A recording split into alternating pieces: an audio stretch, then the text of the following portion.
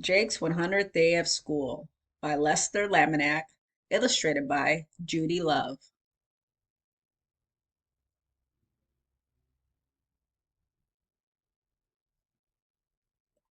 Mr. Thompson's class was excited. Tomorrow would be the 100th day of school. Every day since school began, Mr. Thompson started class by adding one link to the Good Morning chain. Tomorrow, they would add the 100th link, and all the students would bring their collections of 100 things. Mr. Thompson said he had a superific surprise plan too, a visit from Jake's grandma Maggie. Everyone knew that meant something wonderful would happen. When school was out that day, Jake and his friends chattered about their projects. I have 98 bottle caps, Henry said. Just two more to go. My dad and I can drink that much juice when I get home. I'm done, said Douglas. My mom helped me collect the last of my 100 signatures in her office last week. I have 87 paper clips, Emily chimed in. I needed 13 more to make 100, and I got those from Mr. Booker in the library today. I'm working on a book of memories, Jake said. I collected 100 pictures of my family, and I put most of them in my book already. Mr. Thompson was in the classroom very early on the 100th day. He wanted to have everything ready for the big event. Yep, he said to himself, today is the big day. Jake was so excited about the 100th day that he rushed out the door to catch the school bus, but he left something very important at home. He didn't even think about his book bag until the bus stopped for Emily. When he saw her wearing a chain of paper clips around her neck, Jake felt a flutter in his stomach. When he saw Henry boarding the bus with 100 bottle caps glued on his poster, Jake felt a lump in his throat. When Douglas showed his collection of 100 signatures, big tears welled up in Jake's eyes.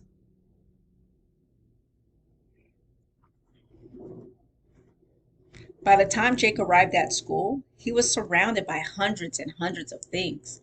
100 buttons, 100 marbles, 100 rubber bands, and sailing all around his head, 100 paper planes. 100 cookies, 100 pencils, 100 beads and braids, and hanging from a wooden rod, 100 lucky cones. Hundreds and hundreds and hundreds of things. Good morning, Jake, said Mrs. Wadsworth, the principal. Are you all set for the 100th day of school? Jake stood like a statue and looked at her. He couldn't make a word come out of his mouth. He couldn't stop the tears spilling from his eyes. Did you forget? Mrs. Wadsworth asked. Her voice was softer than a pillow. Jake could only nod his head. Mrs. Wadsworth put her arm around his shoulders. Come in my office. We'll think of something. Jake climbed into the big chair, and Mrs. Wadsworth sat next to him.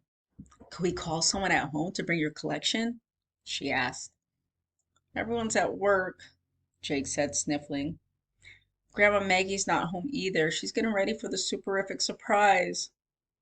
Let's check around here, said Mrs. Wadsworth. I'll bet we can find 100 of something. I don't know, Jake said. 100 is a whole lot of stuff.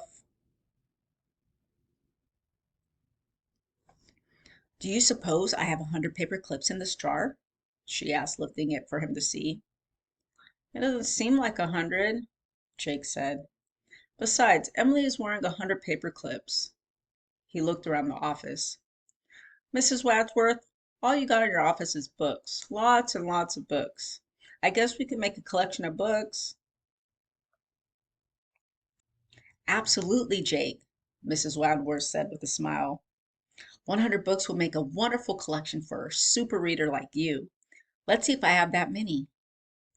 Jake and Mrs. Wadsworth took books from her shelves. They counted 10 books and made a stack. 10 more and 10 more until they had 10 stacks. Jake touched each stack as he carefully counted them.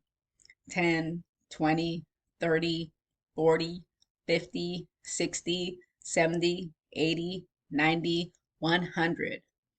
Wow, Mrs. Wadsworth, that's 100 books. Together they rolled the cart of books down the hallway to room 24. Jake added his collection to all the others. Then he made a sign. 100 books from Mrs. Wadsworth's office.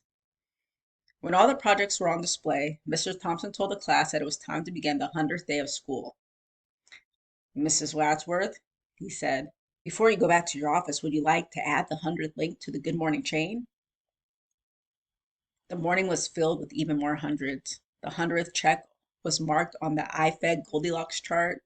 The 100 knot was tied on the days of reading rope, and some kids took turns sharing their collections of 100 things. Then, around 10 o'clock, there was a knock at the door. When Mr. Thompson opened it, Jake's grandma Maggie came in with someone the kids had never seen. The surprise visitor walked with a wooden stick, stepping very slowly into the room. "Good morning, boys and girls," Grandma Maggie said. "This is Aunt Lula. Can anyone guess why I brought my Aunt Lula for the 100th day of school?" "Maybe it's because of that stick," Henry said. "I bet there's 100 ribbons on it." Aunt Lula eased into Mr. Thompson's chair and chuckled. "Well, you are a very clever boy," she said. "I did tie 100 ribbons on my walking stick." "But that's not the only reason," said Grandma Maggie. "My Aunt Lula is 100 years old." "Wow," was all the children could say, and the sound of it swooshed across the room like wind on the playground. "Aunt Lula and I are going to help you make a special snack," Grandma Maggie said, unrolling a chart with the recipe written on it.